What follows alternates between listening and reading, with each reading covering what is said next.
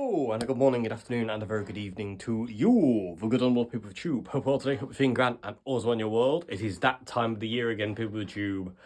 Guitar collection, rundown time of the year. I've got a very lovely cold that I'm in the cough phase of now. I've gone through the fever section, you know, the snot section. I'm in the cough section now. Anyway, you're not here for that, you're here for guitars. So let's go. So let's put you on the tripod. Number one today. So I'm going to show you, we're going to start with the guitars I've got kind of like in storage, so to say. So these are all ones that live in cases. And before somebody asks, yes, I do need all these guitars because I love them. And a lot of them have a lot of sentimental attachment and stuff like that. Also, there is some guitars missing that I technically still own, but are actually for sale. And the reason I'm not going to include them is because I want them out of the way because they're haunted. Anyway, let's get with guitar number one today. It's the 1984 Tokai Goldstar sound. And I'm in the light. That's good, isn't it? Didn't think this one through, but it's okay. So yeah, this guitar is ridiculous. This is just one of those ridiculous guitars. It's just amazing. And I don't have it out a great deal. It lives in this very, very nice Fender case I bought especially for it. But it's a fantastic guitar. It's an amazing copy of the late 64, early 65 Strat. It feels pretty much identical. It looks pretty much identical. The burst is a bit wrong. That's the only real negative on this guitar. But this is number one, people tube. 1984 Tokai Goldstar. Still here. Hopefully. I actually put this thing up for sale this year. And it was painful to do it. And no one bought it, and I was really happy about that because I was able to sell other guitars because I needed money for non-guitar stuff, and luckily no one bought it, so I managed to retain it, and I'm very happy about that. And yes, it lives in a case, but I love its bits and I don't want to lose it. As a guitar, it's fantastic. I might move the camera over there actually, so I'm not shadowing it when I do this. Yeah, very, very kindly given to me, this one, by YouTube fan Tommy. And yeah, a day goes by that I'm really grateful for you lot and things that people have done for me. So, next one, the camera might be in a different position. But let's move on to the next guitar. Okay, YouTube, guitar number two today is the 1990 Fender ST62 that I had refinned by Golden Era Guitars in Ireland to look... Well, this is, like I said, I've got a series of videos on this guitar of how close could I get a reissue to look and play like an original. It's got literally every kind of like vintage kind of thing I could do. So we've got like clay dots, we've got hole behind the D string, got dowel holes in the it's very, very close to an original, and looks fantastic. I'm gonna have to find a better camera angle here, but it just is one of those ridiculously lovely guitars. I might do it handheld actually because this is better. But yeah, this is a lovely guitar. It's semi-haunted, which is why it's away. I don't want it to be away. I also don't want to lose it, but it's in a case for now because it has memories that I can't face at this point in time, so it lives in there. Anyway, next guitar. This guitar is going to be a live guitar. This is the Chapman ML3 Pro Baritone. Well, it's I've baritoned it now. It's a gold one that Chapman very kindly lent me to review and then gave me, and I've baritoned it, so it's in B. And the reason I'm using it, reason I've got it down tuned to baritone tuning is I'm going to use this one live with Red Giant for the song You Say I Say. I was using my Oswald and I was also using my other Chapman, but dropping a set of gauge 10s to B is it's too willy-wobbly, it doesn't work. So and also the Oswald, as much as it's one of the most amazing guitars in the world for baritone, I'm not changing the Oswald, you'll see that in a bit, from its baritone status. The pickups, because they're not potted, because they're a bit more vintage style, they tend to whistle a lot at high gain, and because there's a lot of stops in You Say I Say, I needed something a little bit more controllable, so hence why this has got Seymour Duncans in it. It's a little bit more controllable. But yeah, it's fantastic. It actually looks green here, but if I move, you can see it becomes gold and stuff like that. And one thing I really love about this guitar is the fact that this is the one you see on the Andertons channel when they were demoing Rob and Lee, when they were demoing these guitars. This is the one they were playing, so I feel very honoured. Okay, so that's that one. Next guitar. Okay, no label in this case. I believe this is the 76. Yes, it is. So this is somewhere 1976 Hondo II. It's not a Fender. That's been put on there a long time ago. Same with the machine heads. It's got they're shallows, aren't they? Yeah, really old shallow machine heads that were put on in the 70s. Somebody loved this guitar to bits, and as you can see by the finger wear, I recently had it refretted. My friend Mike refretted this, and it feels fantastic. Although I have flattened them off through playing, which needs to be rectified. But yeah, this is a fantastic guitar. Somebody got rid of this weird Telecaster style bridge that this guitar had originally.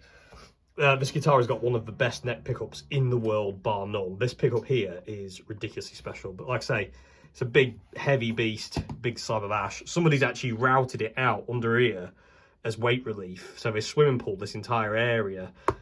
You can hear it's hollow. But it's a fantastic guitar, but it needs the fret sorting out again. But again, it lives in storage. I don't really have it out a lot. But here's an interesting fact, people with the tube. This is the guitar that gave me the song Never Fade, the song I did for my grandma. This is the guitar it came out of. I didn't record it on this guitar as the song didn't want to be recorded on this guitar. I tried, but the song was kind of like, no, wrong guitar, and I did it on the 62 Strat. But this is the guitar that gave me Never Fade, and it's a fantastic guitar. Love it to bits. Not going anywhere either. This is one of those, again, really special guitars that I've got a lot of emotional attachment to. And again, massive thanks to my friend Carl who gave me this. It's actually called the Telecaster, and I need to label the case because I didn't know what was in here. Anyway, next one. Okay, inside this guitar is a case. No, inside this case is this guitar. This is actually the 62 Strat's original case. This is Malcolm's case. That he bought the guitar in 1963, and I still have it. And obviously the 62 never goes in it because the 62 is never away. But this is a parts caster I recently built. I bought the neck off Marketplace. The scratch plate is a Golden Era scratch plate. The pickups and electronics are from an Area Pro Strat that I had, that my friend Mike gave me. The neck is a Squier Bullet neck that again came from a guitar that my friend Mike gave me. What are the machine heads on this thing? Oh, they're Crazy Parts, Clouson Deluxe replicas that I put on there. I've had them for ages. I didn't have a guitar to put them on.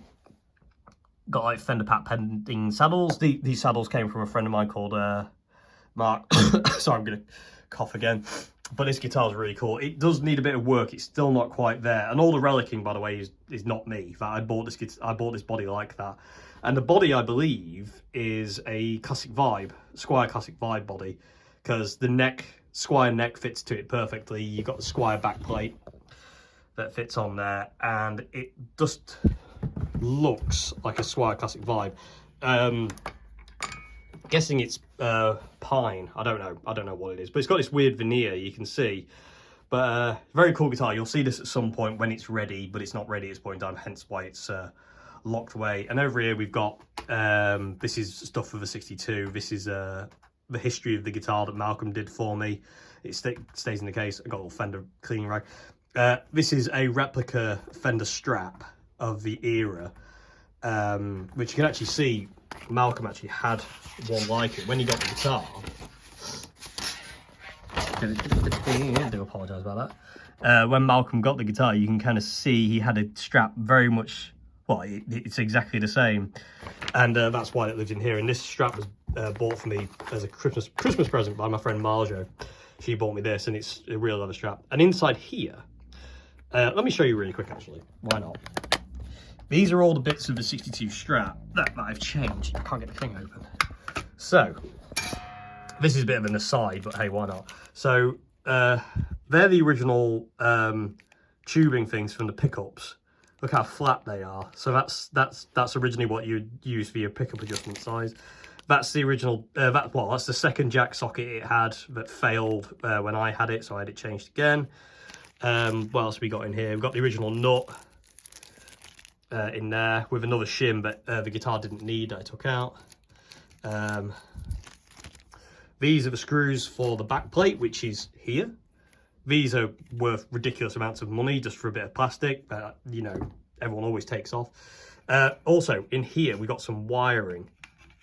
When I went to Monty's to get the pickups rewired, we modded the 62 Strat to have just a master volume, master tone, middle one does nothing. And these are the wires he took out. These are the original wires that he took out that he didn't need. And inside there is the original windings of the bridge and the neck pickups. So I've still got them. And yeah. Anyway, moving on to the next guitar now. This is the white Batter-caster, which you'll see at some point when I get it to play right, because it definitely doesn't play right at this point in time, and it's all to do with this. Anyway, moving on. So inside this Fender, what is it, Fender Plus case here, this is one of the most important guitars in my collection that I own, and it's going to be hard to get the case out. Oh no, it opened all right. This is my friend Charlie's Telecaster. I do apologise about the coughing. This guitar is beyond special to me. It's a very heavy guitar to own, not as in weight, as in emotion, because of what it is, but it's just fantastic. I love all the mods. Like I say, I use this on the Red Giant album. It's the song What Are You Gonna Do? That's this guitar, and that was one take, and that was it. I thought I could deal with having this guitar out all the time. I couldn't. It got me very emotional, and my mental state right now is very, very fragile, to say the least, be true, because he's, you know, anyway. But yeah, after today.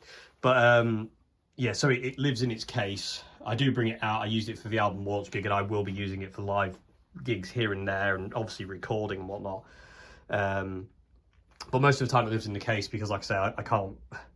I love it to bits, and it's never going anywhere as long as I'm alive.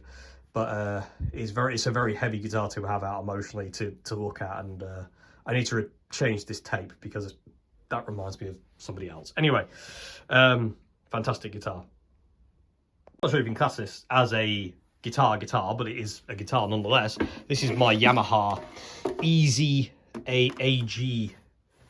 digital guitar, and I love this thing. It's so cool, and I'm so happy to have this thing. I've done a video on it if anyone's curious about what it is. It's just really good fun. I really love it, and some of the other sounds it's got, it's got piano sounds and all sorts of giggly bits into it that I really like, and it feels really fun to play as well. The string section's really weird because they're really wibbly wobbly, but it's really cool. I love this thing. Again, great for recording and stuff like that. Okay, so inside the next case, you've probably seen the logo already, little label. This is my Chapman Pro X guitar. There hasn't been a gig I've been to since 2021 when I got this guitar that this guitar hasn't been there and it hasn't been used. This is one of my all-time favourite guitars for live and for recording as well. I used it all over the Red Giant album, and it's just one of the best guitars I've ever owned. Hands down, it really is, and I've customized it quite a lot. You know, it didn't look like this when I got it. Select switch has been moved. I put the pickup ring on white plastics, sanded the top off as well. It was originally black, like a transparent black finish. I put dots on it. But yeah, this is one of those guitars that, like, you know, I could do the whole gig on this guitar, and I have done a few times. Same as the next guitar, but again, this is my gigging case. So I've got spare kettle leads, spare guitar leads, spare speaker cables, spare leads, and spare wireless, and joy and joyness in here. But yeah, that's my Chapman Pro X, which again is one of my favourite guitars of all time. Lives in its case because it's a live guitar, and yeah, and I do take it out quite a lot, which I should just leave it out really, but I don't, because I'm an idiot. And I do like this though. I do like just opening it and seeing it. It just looks glorious. Anyway, but yeah, it's a live guitar, so it lives a lot of its time in the hard case because it is a live guitar. But same as the next one, which is covered by that. This is probably my #1 Red Giant guitar, to be honest with you. I love the Chapman, but when I made this guitar and got this guitar, I didn't make it technically, but I put it together. It just blew my mind. So it's a no make, but it's been basically made by Scott at Golden Era Guitars, same guy who did the ST62. He refinned the body. He did the body and he did the neck for me. Didn't refin it. It was never had any finish on it, Dave, you fool. And I said, like, I want like a 59 Strat. After I played the 59 in ATB, I really wanted like a 59 looking Strat, and I wanted it to look, you know, proper. So I went to Scott and said, can you make me one? He goes, of course I can. And so he made me the neck and he made me the body. And then initially it had the white parts caster you just saw. This had those pickups. It had those the Aria pickups in this guitar. But then I bought the Dave Murray signature Seymour Duncan set with the electrics, the Bourne pots and whatnot. And they just made this guitar. And again, this guitar is probably the most featured guitar on the Red Giant album. This is the one that I probably used the most on the entire album. It's just ridiculous. And again, this is my another gigging case. So kettle leads, guitar leads, all the stuff I need for gigging, wireless, all that kind of stuff. Hence why it's in here. Lyric book and set list things. But it's got crazy parts, tremolo, crazy. It's got locking machine heads, Clouson locking vintage style machine head, Goto, sorry. Clouson looking, that's what I would say, kind of locking machine heads, 1959, because, you know, just in case I forget what I've based it on, like that's going to happen. But, excuse me, fantastic guitar, sounds amazing. Again, won't go to a gig without this one. Okay, PeopleTube, next one is the first of the Oswalds today. So this is the Oswald Jag, which I have actually had modded to have humbuckers instead of the original two single coils it had. The two single coils were fantastic, but the next guitar you see, I didn't need another Jag with single coils, basically. So I had a local luthier who sorts the frets and stuff on my guitar and mod this one. I also took the finish off. It was originally this colour, which I don't think you can see very well, but it was like a grey and sunburst underneath. And I've stripped it back to just be sunburst because I just thought it looked cool. The only thing I do want to change now is the guard. I want to get a tortoiseshell scratch plate for this thing. I think that would finish it. But this is one of those ridiculously amazing guitars. Also, it had black fret dots and black side dots, which looked really, really cool, but live, you couldn't see them. So I changed them to white, and the side dots are yellow, which really show up live. This guitar weighs nothing either. This is a fantastic guitar, this one. They got the Maestro, is it Maestro bridge? No, Mastery bridge. Oh my God. I'm not ill, honest. I know what I'm on about. But this is one of those ridiculous guitars. And again, another reason why I wanted humbuckers in this one is because I wanted to be able to use it live as well. And like I say, with Red Giant, the sound of the band is more humbucker than it is single coil now. So, and because it's so light, I wanted to be ready for that when I need it. And this sounds amazing. And these pickups are actually out of my Revelation RTL 59. And I'll talk about that one when we get to it. Anyway, first Oswald. This one's ridiculous. Absolutely amazing guitar. This guitar is... is that all of them? Yeah, I thought I missed one. Is my Squier vintage modified Jaguar. When did I get this thing? I forget now. I've got it written on the back. You can probably see... 2016? Yeah, 2016. I think I actually got it in 2015, actually. But I refinned it in 2016. It was originally surf green, and I didn't like that. I have always wanted a white Jag with a tortoiseshell guard and matching headstock, so I refinned it, stripped off the green, refinned it in white nitro, put a tortoiseshell guard on it. Other than that, the guitar's stock, and also did the matching headstock as well. The Squier logo is still under there, but I put the Fender logo on. But it's all original apart from that. I haven't done anything with it. This was the main guitar I used when I was in the band Dukes Deluder. And it kind of, I don't know how to word it, it kind of typecast it in a way. So when I play it now, it feels funny to play, which is why it's in a case most of the time. I don't want to lose it. Again, I've got massive emotional attachment to this guitar. You know, you couldn't talk me into selling this guitar to you. You can buy it from the estate sale. Do we have them in England? I just like the saying. Thanks, Tom Buckerback. Anyway, but yeah, it just feels a bit funny to play this guitar now. I think it's because the way Duke's Deluder ended it a bit fractious and a bit bad, and things weren't great. And I think it kind of tainted the guitar in a way. It's really weird, but can't lose this guitar. Still use it every now and again for bits and pieces. Sounds fantastic. Like I say, I haven't done anything. Oh no, I tell a lie. I had to change out the volume pot because the original volume pot died. Other than that, it is all as was, including the original bridge, which I have a video on how I fixed that, which a lot of people didn't like. A lot of people had a go at me for what I did to my Jag bridge, but it works. Next guitar. Okay, over to next guitar is the second of the Oswalds today. This is my John Frusciante replica Strat that I've made years ago. I've had this for a long time now. 2019. There we go, 2019 I've had it, and it's the third Oswald. And Nick did this really, really cool custom decal, because this is the third John copy I did. My first one was a Fender Road one, which I did relic. I don't know, 2016, 2017 to look like John's Strat. I don't know. Anyway, this guitar is a beast. Again, it doesn't get played a lot, but again, not get rid of it because it's massive emotional attachment to it. But I really like the way it looks. I went a bit overboard with the dints and the dent zone. I'm not particularly happy about that, and I can't take that back, but darn it. But either way, this guitar's amazing. I got the Legato strap as well, you know, because. But last time I used this guitar, last time it was actually out of its case, was when I stood in for the Red Hot Chili Peppers tribute band I played with back in June, before the world went backwards. So that was the last gig I played with this guitar, and that was the last time it was out of its case. I think, I don't know, I could have had it out of its case before then.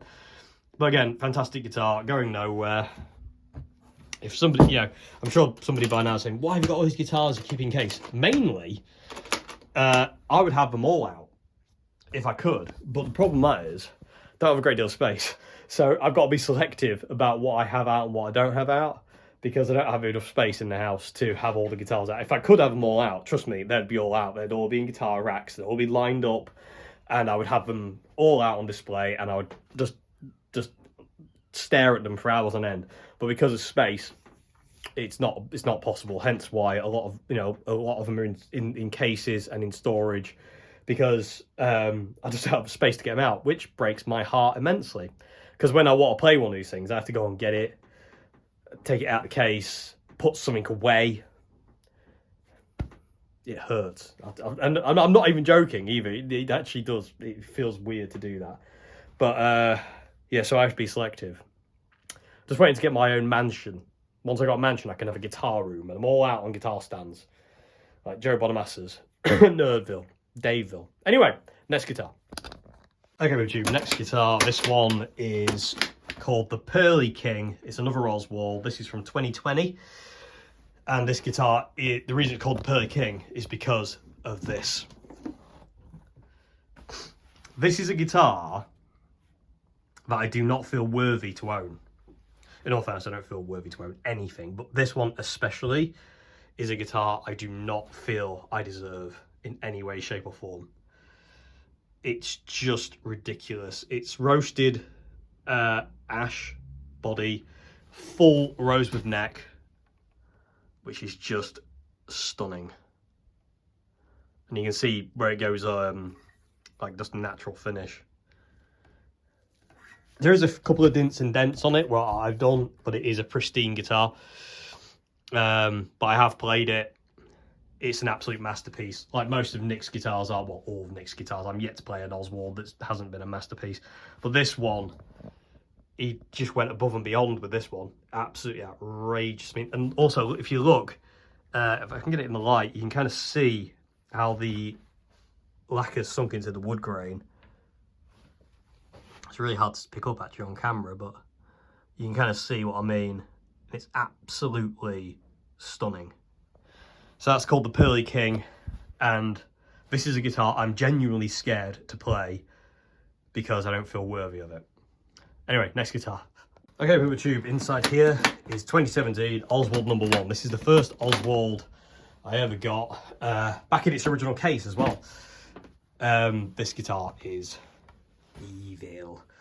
All the wear you see is me. This guitar did not come dinged up, dented, relicked, checked, this, whatever that is. All these dints and dents are me. Started to go through the finish on the fretboard as well. You can see it in a couple of different places. It's just, again, this is a masterpiece. It's got evil sheep pickups in it. It doesn't have the original, so it came originally with Seymour Duncan SSL1s, which I really didn't like, and so it's got custom made evil sheep pickups in it now, and this guitar is fantastic. Again, has to live in its case, so I don't have space to have it out, and it kills me I can't have all these guitars out. But like you can see already, like, you know, we're accumulating in here as it is, and it's already getting crazy. Anyway, because this room isn't very big. People seem to think this is a massive room. It's not. It's like a tiny little box room. So yeah, it's not very big, as you can see. Sorry for the coughing, but yeah, this guitar's amazing. Love it to bits. Oh, good. A video's just gone. My JS850 FR video has just gone through with no issues. That's good. Hopefully you've already seen that video. But yeah, next guitar on the list is Oswald #1. Again, no one's ever getting this guitar off me. I'm so happy to put it in its original case as well. That makes me very happy. Even though it doesn't make me happy, it has to be in its original case. But like I say, them's the breaks. So, next guitar. Next guitar is the 63 Hofner Superide V2 in an original Selmer crocskin case. I actually bought the crocskin case years before I got the guitar. And this case originally had a Hofner colorama in it, but now it has my V2 Super Solid, which is restored, and this guitar is ridiculously good. I had to put a string tree on it because the strings kept pinging out the nut. But it's got original machine. It's basically all original. It's been refretted, but this guitar's amazing. All the checking, which I don't think you can kind of see. Yeah, you can. There you go. All the dints and dents. Somebody loved this thing. Like, you know, this is all real wear. It's fantastic. It's got its original plasticky, I don't even know what they are. I don't know if they're Bakelite or what they are. Strap pins, which actually, if I was going to play this guitar, I would replace these with metal ones. I wouldn't use these. As you can see, the crack in that one is a bit dodgy. But this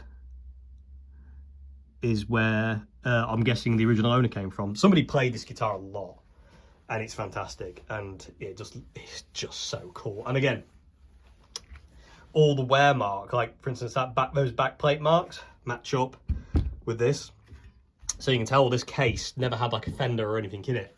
It had a Selmer, it had a Hofner in it, and these Selmer crocskin cases are so cool. They're fragile as all hell, but they're so cool. And this one has a name on it which has been scribbled out, but it says the Stockbrokers, which is obviously a band that this case belonged to originally. It's beaten up. It's got gaffer tape on it now because it started to fall to pieces, but it's just one of those amazing, again. And the guitar, you know, if I have to have the guitar away, it belongs in this case because that just looks like heaven. Okay, next guitar. Okay, YouTube, this next guitar is a 2008 vintage V6 Icon that my friends Nicole and Marja helped me refin in white. I actually took this guitar with me to France when I lived there with them, and it's a fantastic guitar, although the bridge pickup has broken and died, so it doesn't work. But this guitar is more, this is a guitar I don't play, but means a lot to me. And it's got loads of stuff on the back that my friends Nicole and Marjo wrote on the back for me, which I'm not going to show you because it's personal. But because of like the fact they helped me refin this thing, and they've written on the back, and it was there when I was in Paris with them, then, you know, good memories with this guitar. And yeah, fantastic. But again, I need to find out what's wrong with this bridge pickup. But again, there's no rush because, like I say, I don't play this guitar. It sounds bad, I know, to say, like, you know, I don't play this one and stuff like that. But again,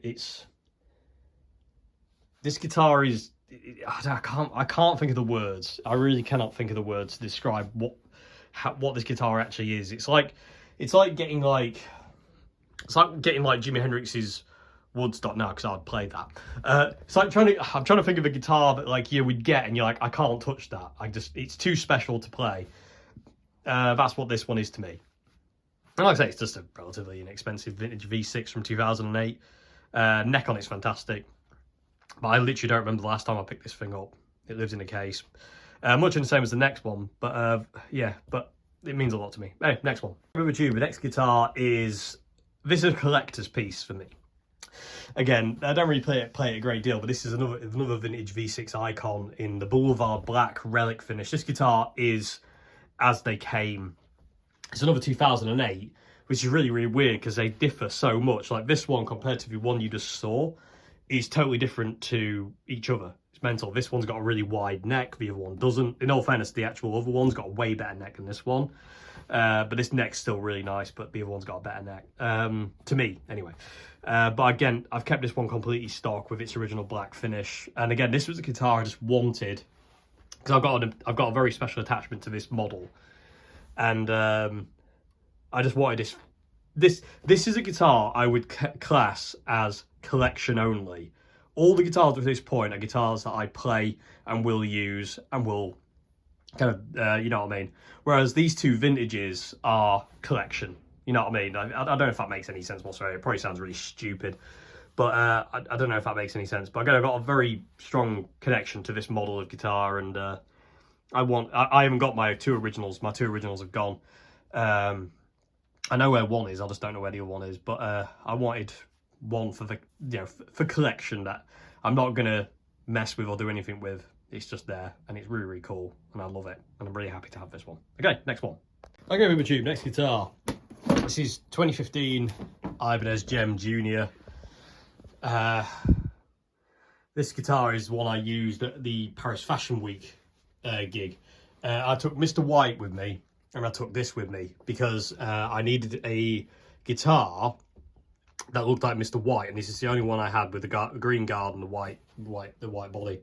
Because the room was white, it had to have a white guitar, you know, everything had to be matching. Anyway, but this is the guitar I used for that. And actually, originally, I wasn't going to use the Jem. I wanted to use Mr. White. But the 60 cycle hum, or 50 cycle hum, or whatever you want to call it, changes every day. What people refer to it as. But it was too loud, it was buzzing too much with the single coils. So, and again, this is another reason why I took the Jem, because of the humbuckers. And so yeah, so this is a guitar I used for that. And again, I haven't really had it out a great deal since then. This is one of my favourite guitars. Again, if I could have it out, I would. Space dictates. And but it's one of those just ridiculously amazing guitars. And again, I've relicked it, modded it. The numbers have very special meaning.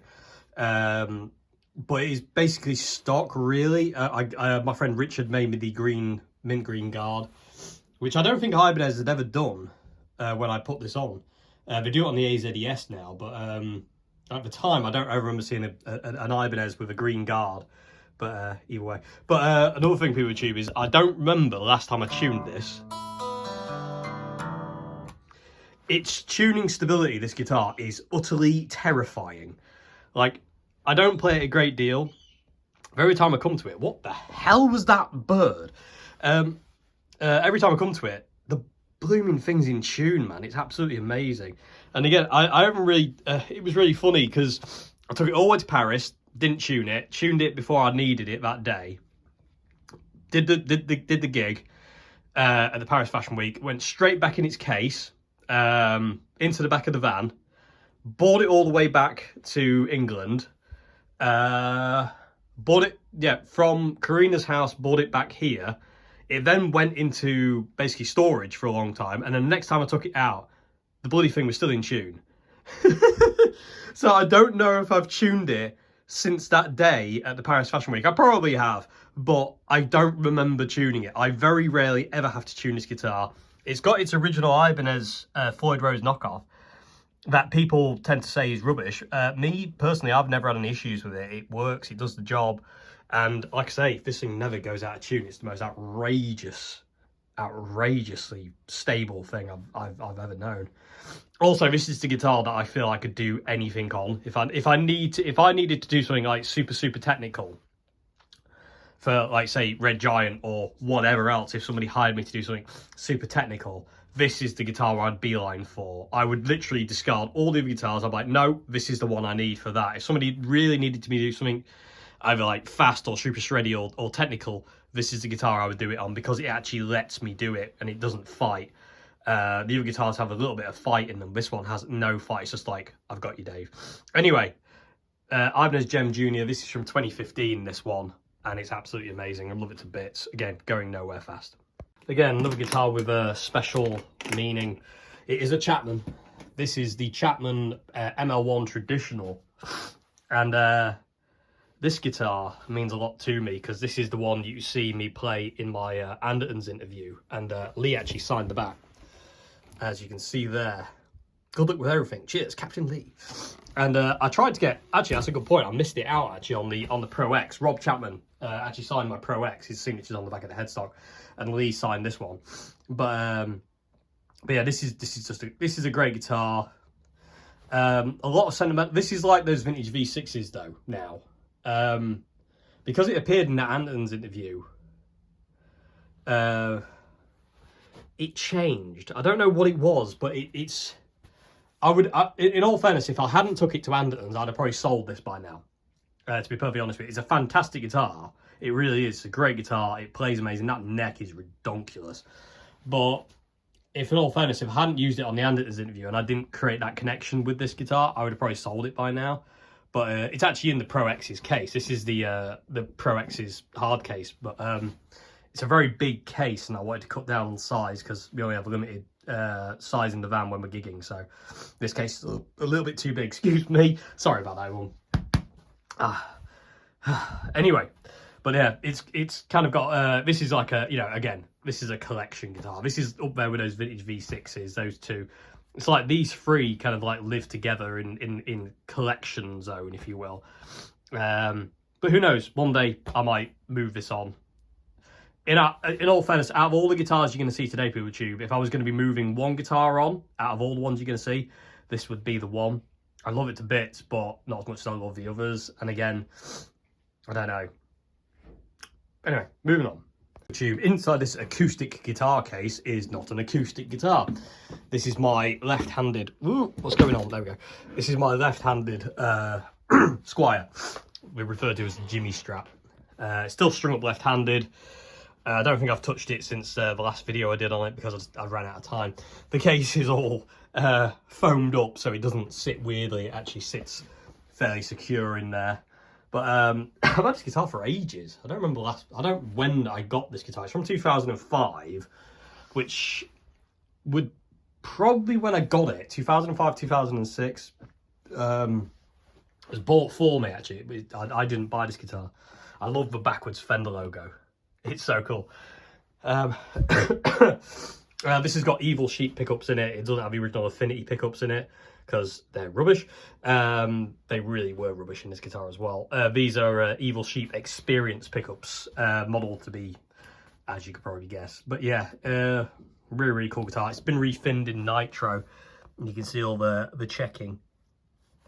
But it's a really cool guitar.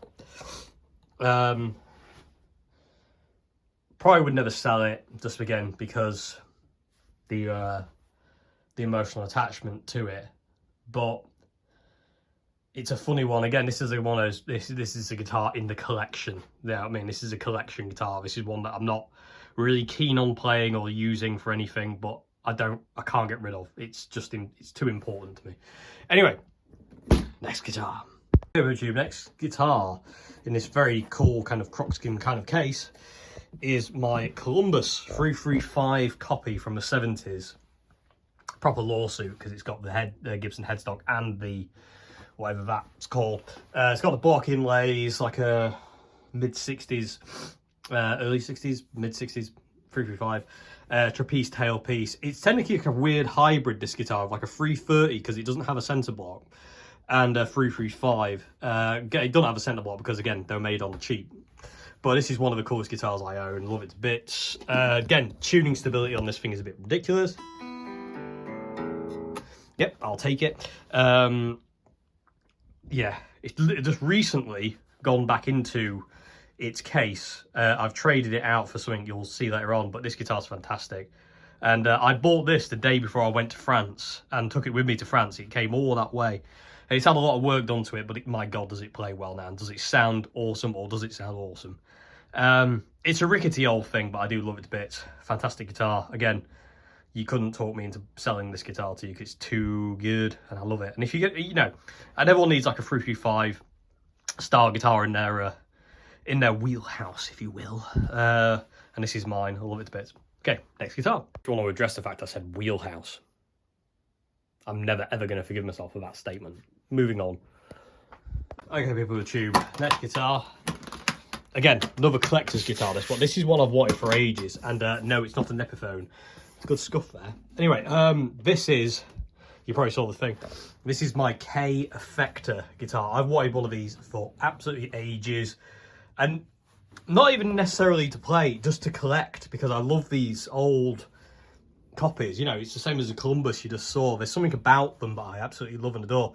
And the fact that this one all works and is in such good condition blows my mind. It plays well, sounds really cool. I really love the way it sounds. And the fact that it all works blows my mind. And yeah, not much more to say. Looks stunning. This guitar is just ridiculously cool. I do apologise about the building work noises. Yeah, this is an SG case, but it's not an SG. This is something cool. This is my Zentera. I do apologise about the noise. Strat copy thing. It's like a 3/4 size guitar. It's tiny, absolutely tiny, and love it to bits. Again, I took this to France with me, and I was playing this on the Eurotunnel. Anyway, really cool guitar. And also another really cool thing to know, if you can see.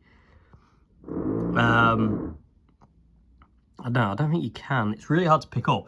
But the fretboard is made out of all individual pieces of maple, strips going vertically.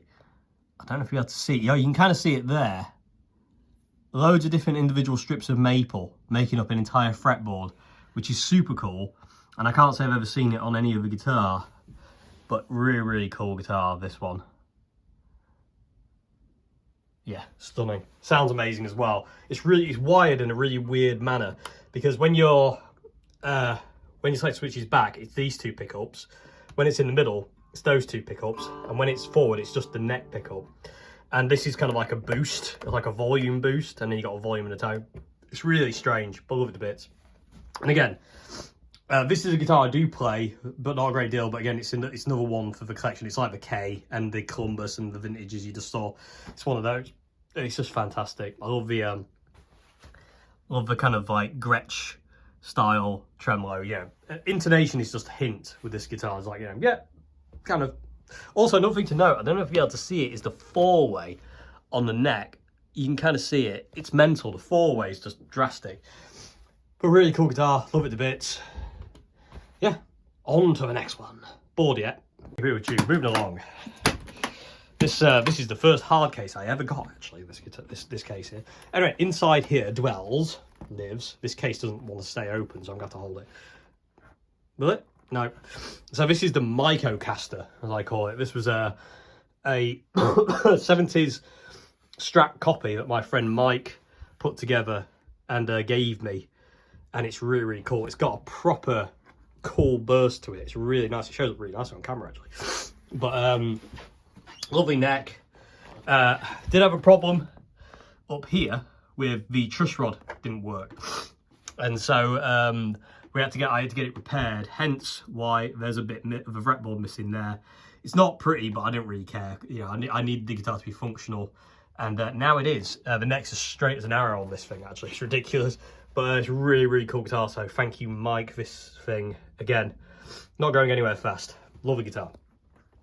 Next up, you know him. You love him. It is the Batter-caster. I love this guitar. Again, it lives its life. It's kind of like in semi-retirement, this guitar, because I do get it out and play it, but it's it deserves a good break, as you can see. The fact that somebody stabbed it multiple times on the top, you know, it needs a good break, the old Batter-caster does. But yeah, I've still got it. Love it to bits. The neck's fantastic on this one. It's really flamey. Like you can see, very pretty neck. Yeah, it's a Jim Harley, but we refer to it as a Batter-caster. Great guitar. Like I said, I got this off Facebook Marketplace, and I've got a video documenting it as well and fixing it up. And my friend Mike actually did a new harness for it about a year or so ago now, I think. Freeway selector, new volume, tone pots, original pickups though, and it's plywood. It's like MDF or something, and it weighs a ton, but it sounds amazing. Pickups are fantastic, but yeah, look at the state. But I love it. Like I say, it lives in semi-retirement. Somebody burnt the side of the neck. You can see the charring. Somebody's had this on fire. You can see it's all bubbled up. It's ridiculous. This guitar's had a hard life, and the fact it keeps going and it still works is amazing. And this plate, by the way, is not decorative. It's to hold the jack plate in place, because there's a bit of wood missing here. So that is practical. It needs to be there. Anyway, that's the Batter-caster. Fantastic instrument. Okay, so this next one is a bit of a sad one. Poo-tube. This is not a cheery. This is not a cheery moment of the video. This is my Revelation RTL 59 in a very, very sorry state with no pickups, simply because it failed. In what I mean by that is it just won't stay in tune. No matter what I tried. I got some different machine heads for it. I got these, what are they? Clouson. Yeah, I got these Clouson machine heads. The original machine heads were failing. So I got some Clouson machine heads, didn't save it. Sorted the nut, didn't save it. Tried different bridges and tail pieces. These are the original back on there now. It wouldn't stay in tune, it just rebelled. And yeah, as a result, it's technically a husk at this point in time. And it's in a very, very sorry state. And it breaks my heart to see it like this, but it is what it is. One thing that's really cool to note is it does have a long neck tenon, so which I quite like. And you can also see it is a real maple cap. These Revelations are fantastic. This guitar was amazing. The neck on it was great. I really love this guitar, but again, it just wouldn't stay in tune for love nor money. I tried everything. I even got people to look at it, and it was just like, no. And a lot of people were saying to fix it would cost more than the guitar's worth, and I think they're right in that one, sadly. But I'm not getting rid of it. You know, it may be a husk that I'll never use again, but I've got a lot of good memories with this guitar, and it appeared in a lot of videos, and I've used it a lot, and yeah, it's not going anywhere. I'm glad I've got the pickups in a guitar that I can use. They're in that Oswald Jag, and it sounds really, really good. But yeah, it's a bit of a sad state, this one, but it is what it is. Okay, next guitar is another one you haven't seen yet. I have a video on this guitar, but I haven't released it yet. It's not, I haven't got it out. But this is a Saxon Les Paul custom copy from the 70s. Check out the logo. And it's a lawsuit because you've kind of got the Gibson headstock. Block inlays, fantastic neck on this one. The frets are completely knackered. It's a fretless wonder at this point in time. They're absolutely shot. But somebody loved this guitar and they modded it massively. The switch is not original. The pots aren't original. Obviously, the two dip switches aren't original. The bridge and the tailpiece aren't original. The pickup rings are original. Apologies for the snot. It's disgusting. I know. I can't help it. I'm so sorry. The pickup rings are original and they're metal. I've never seen metal pickup rings before, but these are original. But here is where things get interesting. So I was driving past Cash Converters in Louth, and I saw this guitar hung up in there, and I was like, ooh, 2 cream pickups on a black Les Paul custom, let's go and have a look. So I went in, and it was 80 quid, and I thought, you know what, I'm going to buy it. Came with its case, this case, and I thought, you know what, I'm having it, because they look like DiMarzio's, but I bet any money they're Maxon, kind of, because Maxon had their own kind of like copies of the PAFs and DiMarzio's and stuff like that. So, and I just thought it's make a really cool video, and also it's been modded. So I was like, oh, I wonder what the mods are. So, got it home, absolutely filthy, disgusting grossness. This guitar was. Cleaned it up, cleaned the fretboard, got rid of the finger cheese, restrung it. Before I restrung it, though, I was like, okay, let's find out what these pickups actually are. Lo and behold, these are DiMarzio's, and they're old DiMarzio's from the 79, 1980. This is a Super Distortion, and that's a dual sound, dual tone, I forget what it is. Basically, it's a Super Distortion you can coil tap. This is just a Super Distortion from 1979, that's from 1980, from what I can guess. And I couldn't believe it. I bought this guitar for 80 quid, and those pickups are worth like double that. And the switches, what they do, PeopleTube, is, well, this one, I have no idea. It does something to the neck pickup. It's like a bass cut, though. It's really strange. And this one is in and out of phase when the guitar's in the middle. Boop. When you got both on, it's non-Peter Green and Peter Green. Yeah, so like I say, the video on this one will be coming at some point in the new year, but yeah, really cool guitar. Oh, so somebody's changed the machine heads, but this is a guitar that somebody's played, loved, and used for decades. And what it says to me is the person who owned it died, and whoever got it pawned it off, and that's that. It's a bit sad, but this one's a keeper. PeopleTube. It's a fantastic guitar, especially where it's DiMarzio's. It sounds so good. It really does. It's really good guitar, this one. Okay, PeopleTube, back to have a break and move some of the cases out of there because I couldn't move. You haven't seen that one yet. Okay, moving along. Next guitar. So, that's all of them, right? Yeah. Okay, next one is my vintage V6. V100 PGM model, Lemon Drop. I've reinstated its name on headstock because I got very angry one day with the company and cut the logo off, and regret that now because it defaced the guitar in a very ugly way, but I actually quite like what I've done. I quite like that. Anyway, I had this guitar for a long time. I forget exactly when I got this. Probably would have been about 2015 actually when it was made. You can see it's a year, but this guitar's amazing. It really is. This is one of my favourite Les Pauls I've ever played, ever owned.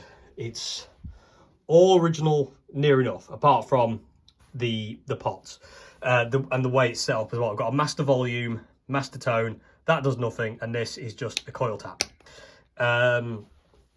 Original pickups, original tailpiece, everything's original on it. I have changed the machine heads to Grovers because I wanted it to look more like Peter's, and Peter's had Grovers on it originally, and with this one I wanted it to look like Peter's when he owned it, so it still had some of the red.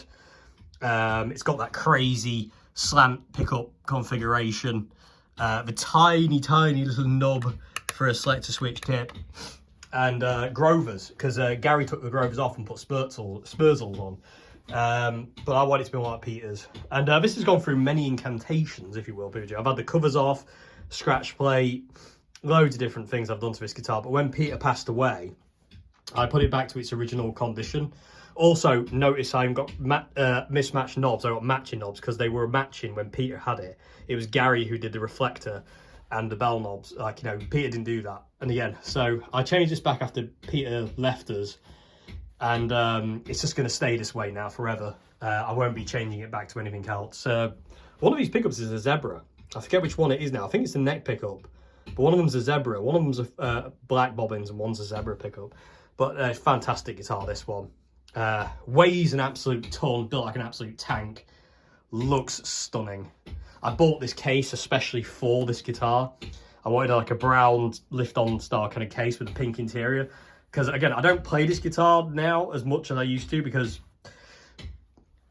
excuse me, because of there's another one which you'll see in a bit, which is kind of taking its place, but it's still, again, you can have it when I'm dead, let's put it that way, but until then, it's mine. It's just a fantastic guitar, this one, it really is. It looks so good. I'm getting carried away looking at it. Anyway, next one. Okay, the next guitar is probably the most haunted guitar I own for memories that I don't have out at this point in time because I'm utterly terrified of this guitar, but at the same time, I don't want to lose it, and I'm trying to get my head around playing it again. This is my 2023 Adam Jones Epiphone Les Paul Custom. This guitar is magnificent. It really is. Silver burst with it's one of the art collections, so it's got this insane painting on the back, which I absolutely love this guitar. Silver burst is just fantastic. Silver burst was a colour I absolutely despised for a long time. I hated silver burst. I hated the way it looked until I watched too many Trogley's Guitar Show videos on silver bursts from the 70s, and I started to slowly fall in love with silver bursts. And so when the time came to actually to actually get one, I was like, gotta have it. So yeah, it's amazing. I have put the neck pickup in the right way around. I know Adam's is the way around, but I don't like that. Have I done anything else to this? Oh yeah, well of course I've added the scratch plate as well. That doesn't come as standard, but I actually like the look of it with the scratch plate. I know that's kind of probably like, you know, heresy to some people, but I love it. But this guitar's amazing. I used it live with the Trio for a whole year, and it just was amazing. Oh my god, it's such a good guitar in general, but it's haunted, absolutely haunted to the max, this guitar. I recorded a Red Giant demo with it the other day because it was perfect for the song, but it immediately went back in its case afterwards, and yeah, I'm not getting rid of it. It's staying with me, people of YouTube. It's just a tough guitar to play. Okay, people of YouTube, next guitar on the agenda is a Legend Strat copy. This is the only guitar I bought when I was in France, and again, this is a guitar I don't really play, but it's, again, sentimental values through the roof, because me, Nicole, and Marjo went to pick it up, and then me and Nicole spent hours fixing it up because it was a state, and then we spent time relicking it. I relicked it, Marjo relicked it, and Nicole relicked it. We've all got a bit in this guitar somewhere. And it was played a lot. That isn't relicking, that's real, people of YouTube. That is right there. Look at the colour of the nut as well. But it's a great guitar. It kind of looks like a 59, 58, 59 Strat. Fantastic guitar though, really, really cool. Love it to bits. Really, really D-shaped neck on this one. Really wide D-shaped neck. Cool guitar though. Okay, YouTube, this one you haven't seen yet. Again, do have a video on it, but it's not out yet. Watkins Rapier. An original. This isn't a reissue. This is an original Watkins Rapier. And super cool. It's got, you know, it's not a case queen. But the reason I wanted a Rapier was because of Danny Kerwin. You know, Danny's actually was the free pickup model. It had a slanted middle pickup. But this one came up for sale really, really cheap. And I thought, you know what? I'm having it. And it's great. They really are cool. And I say, I've got a video on it coming out at some point. It's all original as far as I can tell as well, apart from the strings now. By the way, people of YouTube, check out the length of this high E string. Are you ready? Here we go. Look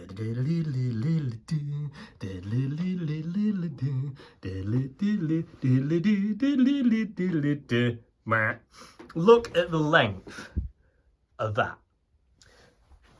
I don't know if you'll be able to see it. You see where the string terminates, if you will? That's the length of this string.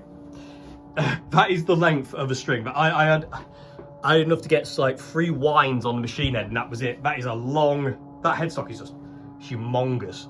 But really, really cool guitar. Sounds amazing. Like I say, all original. Sounds great. It's missing its plate there, sadly, but other than that, job's a good one. I had to fret level it, sort the frets out. Also, the fret dots all fell out. I had to glue them back in, which was fun. But yeah, all back up and running now. Fantastic guitar. I love, this is again, collection guitar, this one. This is one I've always wanted because of Danny. And yeah, it did not disappoint. Very cool guitar. Is that focus? It won't focus on it. Weird. Anyway, moving on. Okay, YouTube, next guitar is my no-make Flying V, which was a present from my friend Mike, and there's not much to say about this thing. It's absolutely amazing. Plays amazing. Mike did an amazing job on, like, basically when he bought this, it was just a husk, and he put it all this together with a Maestro, Epiphone humbuckers, nice roller bridge, wiring's really good. Got a push pot for splitting, Grover locking machine heads. This is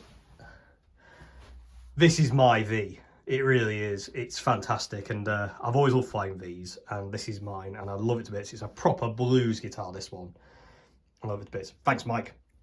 Next up is the last and final guitar. No, I'm joking. We've still got a bit to go yet. This is my Faco Yngwie Malmsteen Strat in black. I got a tortoiseshell guard for it at the Birmingham Guitar Show this year. Still can't believe that was this year. Because I thought it looked really cool. It just had an original white one. It was a bit boring, so I thought, oh, let's jazz it up a bit.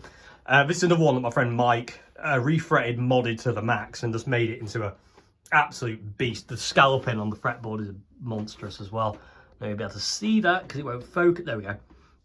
It's really, really cool. And I've got gauge 7 strings on this right now, people with tube. So it's literally like playing nothing. It's ridiculously cool. And yeah, love it to bits. Will it be with me for the rest of my life, this one? Probably not. But for now, it's here. I like it. It'll probably move on at some point. But it's a very, very cool guitar. Okay, next guitar, people with tube, is another Oswald. This is one of the latest. This is one of Nick's prototypes for his kind of hollow body guitars. So I refer to it as the hollow one. It's like some kind of weird Lord of the Rings creature. Anyway, yeah, it's completely hollow. Absolutely amazing looking guitar, this one. Amazing playing as well. The neck on this one. Nick has a way with necks, people with tube. I can tell you that for true. But it's absolutely amazing. It's really cool. You got push pots as well for each pickup, so you can split them. Freeway selector. It's so light, you can just move it. It literally weighs nothing, and it's just, yeah, string through body. Literally, it's so light, it's scary to pick it up. I love the F hole as well. It's really cool. Hardtail. Super cool guitar. Look at that fretboard as well. That is outrageous. The colour of that is just outrageous. Anyway, this has recently replaced my 335, my Columbus 335 for hollow body duties. It's fantastic. It really is. Anyway, next one. Okay, first acoustic of the guitar collection 2024. This is my CF Mountain Martin ripoff from 1974. This acoustic guitar is fantastic. This is like, I had my Tanglewood, which you'll see in a bit, before this, but this is one of the best acoustics I've ever played. It sounds fantastic. Again, it's on the album, on the Red Giant album. Sounds amazing. You can see, I don't know if you'll be able to see it actually, but the fretboard is so pitted in the cowboy chord area, and you can see this fret dot is actually recessed itself. But yeah, it's a proper rip-off. Look at that. Naughty, naughty. But yeah, the really cool thing is I know the history of this as well. It's made in Japan, and it came over from Japan to England. It actually went to a guitar shop in Newark, which is where John Deere is from. So I went there, and this guy bought it in 1974, brand new. Played it all his life. He was a folk guitarist. Played it all his life, and then when he couldn't play anymore, he sold it to another guy who was a bit more of a heavy rocker guy, who bought it, and then he sold it in the 90s to this other guy who I bought it from, and then I've got it. So I'm the 4th owner of this guitar. I recently changed the machine heads with you because the old ones were wearing out, and I got these really cool shallow machine heads on there. So the old ones are a bit knacked now, but yeah. So, but other than that, oh, and also I've modded it as well. I've had it modded, so it's actually electric. It's a passive pickup bow, so it's not. There's no kind of like, you know, controls or anything like that. You just plug it in and away you go. But it sounds amazing, this guitar does. Love it. Okay, next guitar, another acoustic. This is my Ortega Resonator that they kindly gave me. I first saw these at the Birmingham Guitar Show this year, and they said, oh, would you be interested in demo? I was like, yes. After I played it, I was like, definitely yes. And they sent me one, and this is just so cool. It sounds amazing. It's really diddy. It's really small, but it sounds evil. It's got a really nice pickup in it. Like I said, the only problem I have with it is it doesn't hold tune very well. The machine heads aren't that great. I don't know if it's getting bound up, like the holes that the post is going through aren't wide enough. I don't know. But either way, it doesn't... tuning is a nightmare. So I actually have this in open C all the time. It loves open C, people with YouTube. This thing sounds amazing. Just listen. That low C. Fantastic. And say really, really cool. Bet it's electric. Anyway, next one.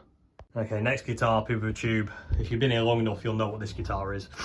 This is my Oswald, referred to as Mr. Red.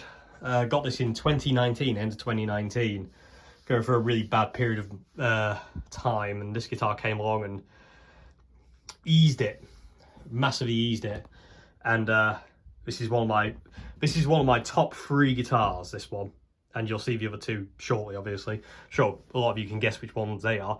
But this guitar is my favorite Oswald that Nick's ever made for me. It's one of my favorite guitars that I've ever played. It's just, again, a masterpiece. I don't use that term lightly, but when it comes down to Nick's guitars, they are masterpieces to me. They're just fantastic. And this one is just a work of art, this one. You couldn't pry this out of my cold, dead hands. This is coming with me to the grave with 2 others. These will not be available at the States, though. Anyway, this is a great guitar. Love it to bits. Never, ever goes away. I play it every day. This is all me. When I got it, that black kind of stain you can see there, that's how much kind of Nick had taken away.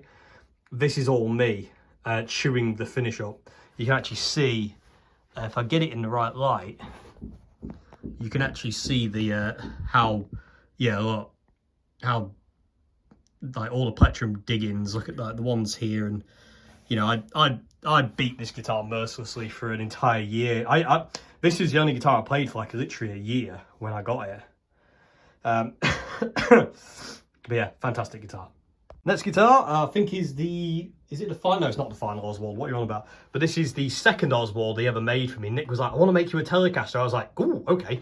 And I sent him my specs, and he very, very kindly built me this. And this is, again, this is the only Telecaster, no, sorry, apart from Charged Telecaster, this is the only other Telecaster. I own 2, and that's all I need. I've had a couple of others. There is one I sold, which I wish I hadn't sold, but, you know, it is what it is. But when I think about it, I don't really play Telecasters a great deal, and if, you know, this one does the job, and Charlie's Telecaster is a beast. Charlie's Telecaster is like a hot rod Telecaster, whereas this is just like, you know, proper telly. If that makes any sense. That sounds really stupid, but you know what I mean. Like, because Charlie's got the humbucker in the neck, the middle pickup, and all the switching and stuff, it's like not traditional. Whereas this is just like that straight up traditional Telecaster, 2 pickups, freeway selector, volume tone, maple neck. I wanted it like a blackguard. It's really faded. Under the scratch plate, it's as yellow as it come. But this guitar's really faded off now, and you can see the lacquer's all sunk into the wood. It's all checked, and it's absolutely gorgeous. And I say they were brass. They're a bit gross now, but yeah. Nick, bring back the monogrammed pickups. They're fantastic. But and also, people with YouTube, interesting to know, these are the original strings. I got this guitar in 2018, and I haven't restrung it yet. Well, to be honest with you, the only thing I've done is bring up this side of this pickup, bring up this side of this pickup, and that's it. Other than that, I haven't touched anything on this guitar. Oh no, I tell a lie. The only thing I did the other day is I had to shim up the nut. The nut had fallen too low. I'd worn it out, and I didn't want to get a new one because I'm cheap. And I just shimmed up the nut a bit, but it's fine. But other than that, these original strings, I don't know if you'll be able to see how tarnished they are. But oh, and also I did this relicking to the fretboard because I did. But anyway, but yeah. Other than that, it is as it came. Gouged some of the wood away because again, played it, but it's fantastic, this guitar, and I love the fact it's got the original the strings it came with, and again, just one of those really special guitars, this one. Okay, so I brought you down to the Caravaggio room. Again, apologies about the work noises, but we're having things done to the house. But I thought I'd bring you down here for these next ones because it's just a bit easier than taking them off the wall. So this is my second ever guitar, this one here. This is my 2002 Epiphone Les Paul Standard. To be honest with you, it's not that great of a guitar. It plays okay, but it sounds terrible. In all fairness, like, got some decent pickups, it'd be a really good guitar. but that's that one. It's a really, really cool playing guitar, but it just doesn't sound very good. Those original pickups weren't very good. I've de-waxed, potted them though. There's no wax on the pickups. That made it sound a little bit better. Taking the covers off makes it sound a little bit more better, but it still doesn't sound fantastic. But it is what it is, but it's there on the wall looking all lovely and clown bursty. I really don't like cherry sunburst like that, but it is what it is. And I got it because I wanted to be Slash. Okay, this is my first ever Strat. I did have a Strat before this, but it wasn't mine. It was mine and my brother's. We shared it, and we went halves on it. But this was mine, and it's really weird, POTT, because I don't know if you'll be able to see this. It's a Korean Fender. Now, there weren't many of these made, but it is a real Fender with kind of Squier appointments, if you will. But it's fantastic. It really is. Really cool guitar. And again, I played the living monkeys at this. It's got the world's skinniest neck. It does need a bit of work. It needs a refret. The frets are absolutely knackered. Somebody at some point damaged it, hence why you get this weird kind of like varnish staining going on. I don't know what's happened there. But yeah, it's a great guitar, this one. Really cool. And there's a video of the trio playing Bad Penny at a music festival. 2012. And this is the guitar I'm playing.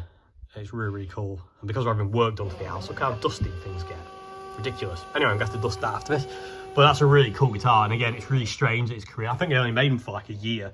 So that's that one. Moving over here. Technically, that's not mine. It's a 1962 Hofner Superide, but it's not. That's my cousin's. It's technically not mine. I've had it since 2002 in my possession, but it's technically not mine. You've seen these ones. Moving over here, this is my first ever guitar. This is a Washburn Maverick series. This is where it all began for me.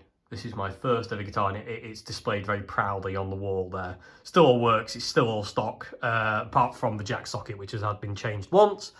Other than that, it is how it came. It's battered and beaten, it's got scratches and dints and dents and all sorts going on it, but it's a fantastic guitar. Look, there's me in it. Hello.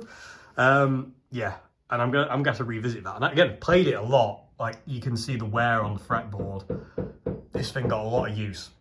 And again, apologies for the banging noises. Okay, moving over here to acoustic wall.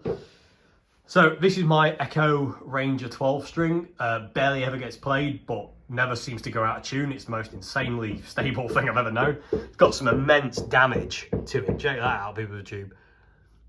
Also, that scratch plate is not the scratch plate. That's just black vinyl that I cut into the shape of a scratch plate because I like the way they look with a scratch plate. I never restrung it. This was a gift from my friend John, who I used to work at Old Hat with. It's also missing binding there, but it's a fantastic guitar. It sounds amazing as well. It's a fantastic 12 string. Moving along. This is a 1971 Kawai nylon string, and it's amazing. It's the only nylon string I have left. I got rid of the others. Other one, should I say? I only had another one. I had an Admira Solidad, which, to be honest with you, this put that to shame. It really did. It's amazing. It's electric as well. I've got a passive pickup in there. This guitar's amazing. And there's Nosferatu, and there's Miyamoto Musashi. Next one along. This is my Tanglewood Premier series acoustic, which I had for years. The bridge has fallen off once. It's very well. It's not massively well worn, but it's been used. I used it a lot. I buffed up that bit with my arm, but I'm not really an acoustic player, so that's about as far as it went with me, POTT, on the relicking. But when I got the mountain acoustic, kind of like, I didn't really use this anymore. It's a lovely sounding guitar, but I just stopped using it because the mountain just sounded richer and fuller. But this one's got a really cool mid-rangey bark, and it cuts, really cuts if you need that. And it's small as well. Yeah, and that bit there is what happened when the bridge went ping, and I don't know what happened there. That guitar is not mine, so I can't talk about that one either. But that's all the ones down here. So we're into the final stretch, people of the tube. And we're back in the room. It's really mental. Like, at this point in time, there's work going on in our house. There's also work going on next door, so it's like living on a building site, man. Anyway, this is my last video. This is the Jet JS something or another. I forget which one it is now, but I say I've recently saved this for the Christmas period because of. Look, listen to that, 2 drills in 2 different houses. Brilliant. Living in harmony. Anyway, this is a great guitar, and I have plans for this. I'm not going to tell you about what they are, but I have plans for this guitar, which I'm really looking forward to making a reality. But these are great. Jet are just ridiculous. I don't know how they do it. I really don't. Anyway, let's move on to the next one. Okay, so next guitar is a guitar, if you follow me on social media, you'd have seen, but I do have a demo of this guitar, but I haven't put it out yet. This is a Guild S100, I believe they're called. And this is the Kim Tile signature guitar from Soundgarden. As you can see, there's the Bad Motor Finger logo, there's his signature, there's also the King Animal logo on the truss rod cover, which is just ridiculous. Who designed that? That's just insane. But this is a guitar, people of the tube. This is just ridiculous. It's got the Guild pickups in it, freeway selector, in and out phase, 2 volumes, 2 tones. I had to have it in white. In all honesty, I wasn't even supposed to have this guitar. My friend Lee at Gallagher's in Grimsby said, "Oh, would you like to demo this guitar?" Because he knew I liked Soundgarden. I was like, yes, I definitely want to demo it. And literally, a couple of seconds into demoing it, I was like, I need this guitar. So I sold a few bits and pieces off to get it. And I was like, you're mine. I also traded the guitar in for it as well. So I sold things and also traded the guitar for it. And it's just insane, this guitar is. It's so good. Doesn't sound like an SG. Doesn't sound like anything. It sounds like an S100. I think they're called S100s. I could be wrong. If I'm wrong, I'm wrong. I don't know. It's a great guitar though. Absolutely fantastic. Neck as well. Ugh. The neck, the grunt of these things. Oh, filth. Filth, I tells you. Okay, so the next bass in the bass collection video is my early 1970s Columbus jazz bass. My one and only bass, and I love this thing. I've worked for years to get this thing right. When I got it, it was broken. It was broken. And it's took a lot of hours to get it right, people too. But here we are. And I love it to bits, this thing. And it's an early 70s one because it's got a maple neck. It's got the full-size machine heads. It's, made in China. It's a plywood body, hence why the black on the burst covers this. Because if you were to remove this, you would see the steps in the wood. But it's amazing. I also recarved the neck as well to be a bit more like a jazz bass. We had a 1974 jazz bass in Old Hat, which I absolutely loved and adored, and I remembered how the neck felt on that. And I kind of tried to kind of replicate that on this bass, so I recarved the neck on this, and it just... Oh, this thing's just ridiculous. It doesn't need a new nut, the nut's absolutely knackered, hence why there's paper in it. But it could also maybe benefit from a refret, to be perfectly honest with you, but that doesn't need to be for a while. The nut needs changing though, pretty rapid. But this thing is an absolute beast. Love it to bits. If you hear bass on any recording I do myself, this is what I do it on. And again, it is slightly haunted, this one, but bass is haunted to me as an instrument now forever. But I love this one. This is fantastic, and yeah, it's just proper instrument, proper I tells you. I'm getting all carried away now with this one. Love it, absolutely love it. Okay, next guitar on the agenda, people tube, and yes, I am being a bit devil-may-care with the headstock like that, but I think we'll be okay for the brief period it's going to be laid like this.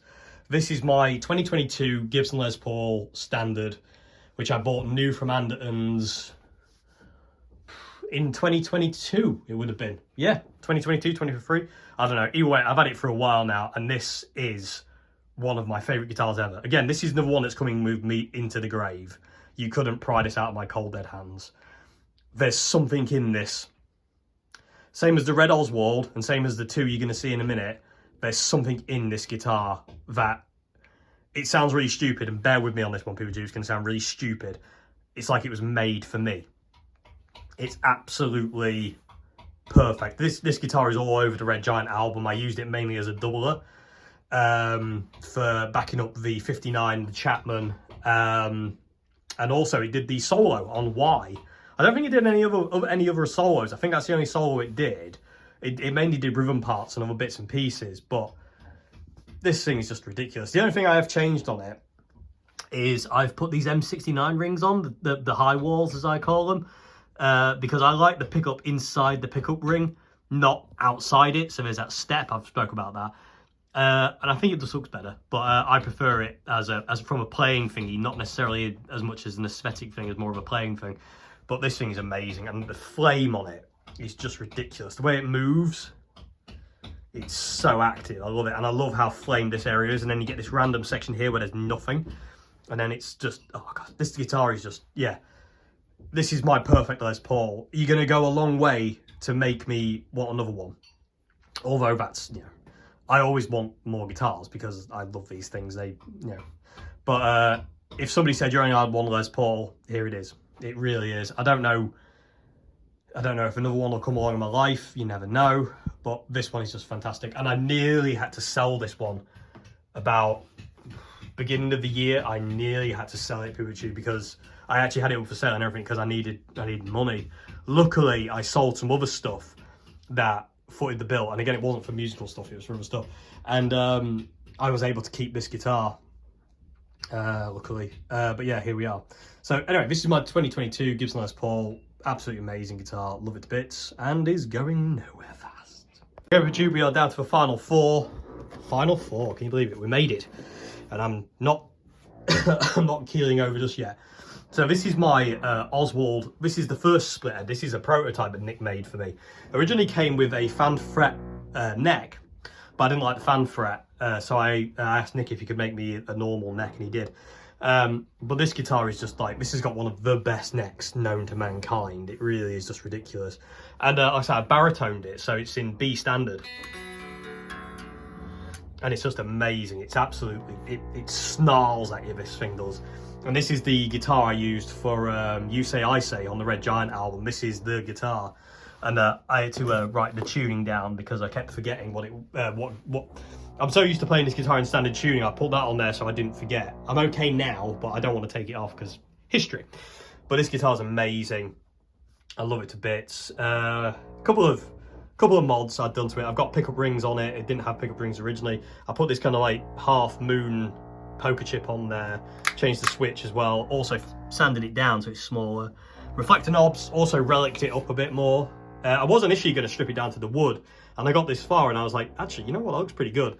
All that is play wear. All that dirty area where it's all scuffed up, that's me playing it. You can kind of see all the plectrum marks and stuff. I've played it a lot, this guitar, and headstock is just disgustingly amazing. But that's that one. That's the Oswald Split-Head prototype. It was just so good. Hey, next one. Okay, PeopleTube, newest acquisition. This is the newest guitar in the collection. If you've seen the unboxing video of this one, this is the Oswald Split-Head number 2 that I asked Nick very kindly if he would make me a Gold-Top version to be like a 57. Well, initially it was like a 52 Les Paul with P90s, but we changed it up so it's like a 57 now with 2 humbuckers. It's just a gorgeous thing, this is. I've been playing this pretty much non-stop since I got it, and it just sounds amazing. Look how dark that rosewood fretboard is.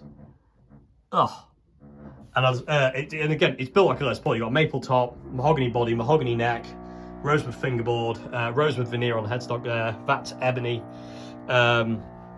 Nick spoils me, absolutely spoils me rotten, and the gold top's so perfect. It does that kind of green kind of thing when you get it in different lights. It changes color, goes kind of green, and I love that.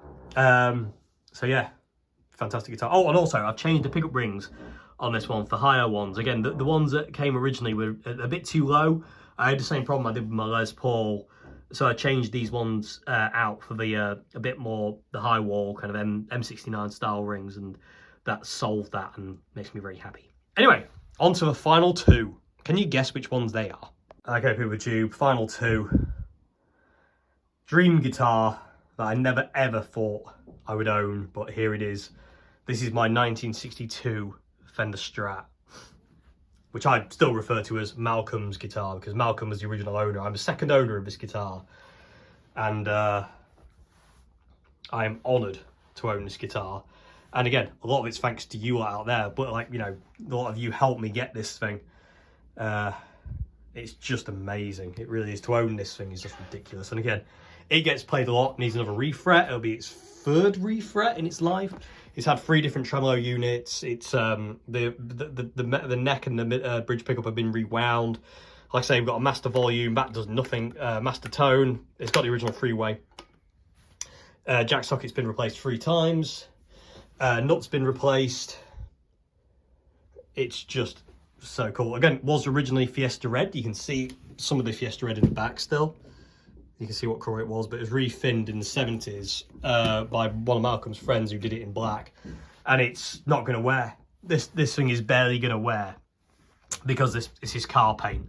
And it's on there. It has checked. You can kind of see, but not much. You can kind of see the dowel hole as well. If I can get the dowel hole in, this is quite a cool little feature. I don't know if I'll be able to see it. I don't think you can.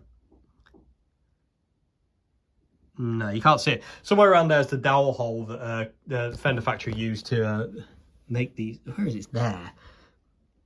I don't know if I'll be able to see it, people with tube. It's quite hard to get on camera.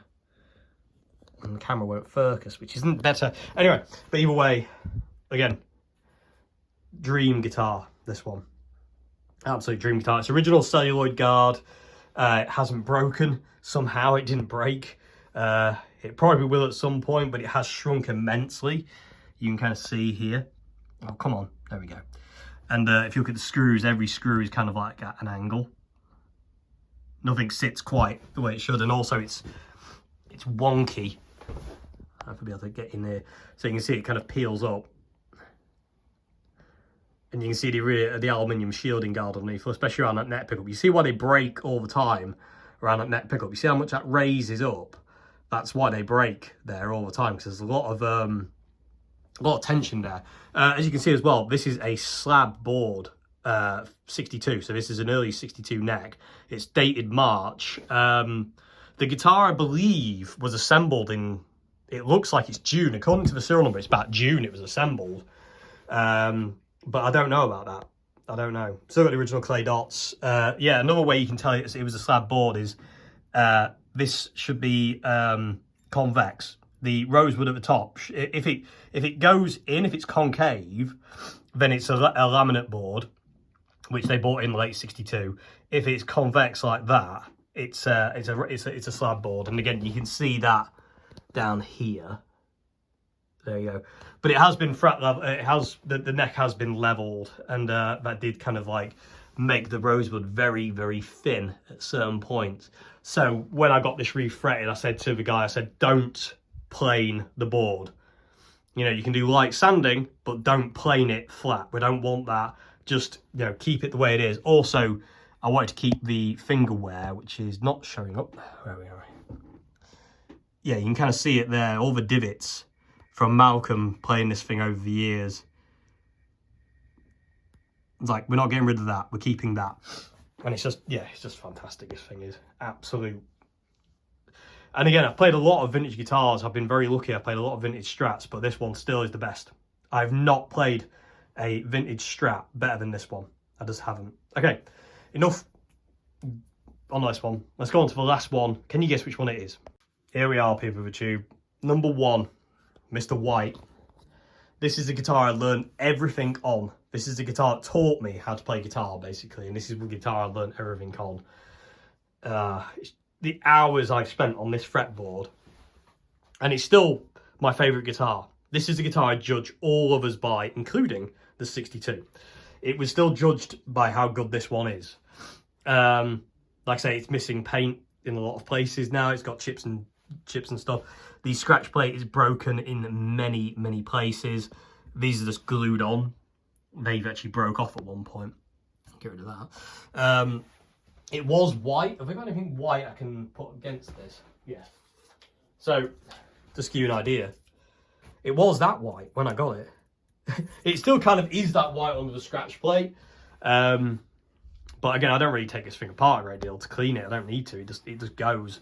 And because I play it so much. Again, this is another guitar I play pretty much every day. There's like a couple of guitars I play pretty much every day. And this is obviously one of them.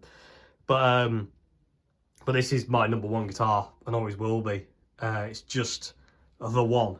It really is. If somebody said, all the guitars have to go, Dave, you're only allowed to keep one, it'd be this one here. It's had 3 refrets. They'll need a 4th in about a year or so, judging by the way the frets are wearing out on this thing. That's some pretty bad pitting, Dave. You need to sort that out. I do apologise about the blurry photography there, but yeah, it needs its 4-3 fret. The fretboard can't be planed though. Again, same deal. Light sanding only. Don't plane the fretboard. Leave it the way it is. It's just, again, magical guitar. This one, had it since 2004 as well. So I've had this 20 years. It was made in 2003, April 2003, but I bought this brand new in 2004. May time, early May, for 300 and about something odd pounds. I forget exactly how much I bought it for now. I want to say like 380, but I don't actually remember how much I bought it for. I've got its original gig bag upstairs. I've got its hang tags. I've got the back plate. The back plate's not been on it since I got it, but I've still got it. Yeah. This is me, PeterTube, in guitar form. It really is. This is the guitar that taught me that how these things can be an extension of you. And it's glorious, absolutely glorious, and it's filthy. Like, it's so grubbed up, you can kind of see.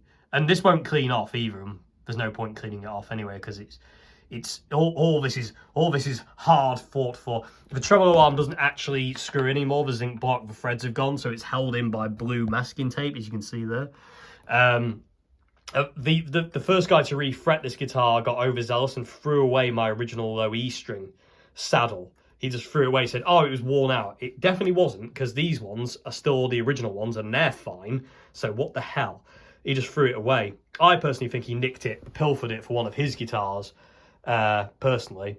Needless to say, I didn't go back there again, but Nick Oswald, being the legend he was, gave me this one, and it's the right kind of one.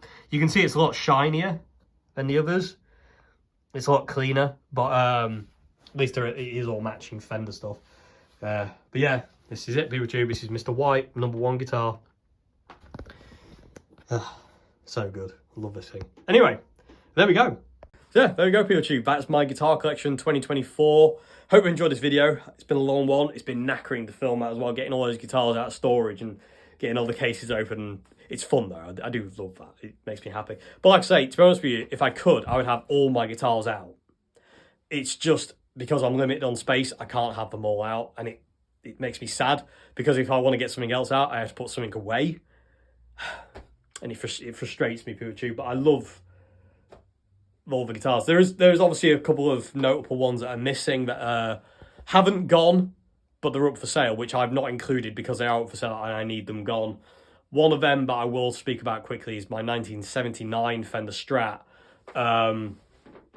I actually bought that guitar with inheritance money from my dad's mum, my nanny. But that guitar, I can't keep it. It's too haunted. It has somebody who's no longer in my life, who I wish was still in my life, talked me into buying that thing, and I did. But now every time I look at it, that's all I can think about, and I can't do that. I can't do that anymore. There's some others as well. There's a Hondo II Les Paul, which I've got up for sale, which it feels like it's come to the end of its time with me. I don't know if anybody else has experienced that before, but sometimes you get guitars and you'll play them and you're like, no, this doesn't belong to me anymore. It needs to go to somebody else. So that's kind of up for sale. There's also my Antiquity SG as well, which I never really bonded with because of the state it came in, which is a really cool guitar, but again, never really bonded with it because of, again, it was a bit of a mess when I got it. The other one that breaks my heart that's up for sale, but again, too haunted for me, is my BC Rich Mockingbird that my friend Bob got me, but I need to get rid of it because it's haunted. It's called the Amicia guitar, and I don't want to go into why it's called the Amicia guitar, but it's getting me funny speaking about it. So anyway, there's some missing, and they are sad. I also had 2 acoustics, a Hofner acoustic and an Admira Soledad. They're gone, but because I wasn't playing them. The Hofner I wasn't playing because I had the mountain, and the Admira I wasn't playing because I had my Kauai, which is just a beast of a nylon string out one. I don't know if there's any others I'm missing. I don't think there is. But that's all of them, PeterTube. That's 2024's guitar collection. It'll be interesting to see where we are next year. I can guarantee you that these 2 will be still here, and hopefully most of them will still be here. I'm at that point with my guitar collection that I really don't want to lose any of them. There's only one really that I would consider selling, and that say that's the Chapman Traditional. That's the only real one that I could, like, you know, if I had to get rid of it, I can get rid of it. You know what I mean? It's sad because I used it on the Andertons video, but I don't play it. It's kind of a collection piece. But if I was to choose, I would have my Pro X. Because it's a better guitar. The Pro X is a better guitar. Not by much, but it is a better guitar. Anyway, let me know which one is your favourite people of the tube in the comment section below. Hope you enjoyed this video. I'm absolutely knackered. I need to sleep now because I've got horrible head cold. And it's been fun. No, I've really enjoyed this. It's been really cool. I do look forward to doing this video, and I hope you've enjoyed it. And I can guarantee it's a long one, but I hope you enjoyed it, and I'll see you again very soon. Have a great morning, afternoon, good evening, and have a great new year. I'll see you in 2025. Will I? Yes, I will. I'll see you in 2025. First video is going to be a demo of the Fender Bassman, people of the tube. I'm going to get that demoed for you as the first video of 2025. That amp is just mega-tastic, and you'll see that soon. Anyway, thank you for watching. See you again. Have a great one. Goodbye now. Have a happy new year. See you later.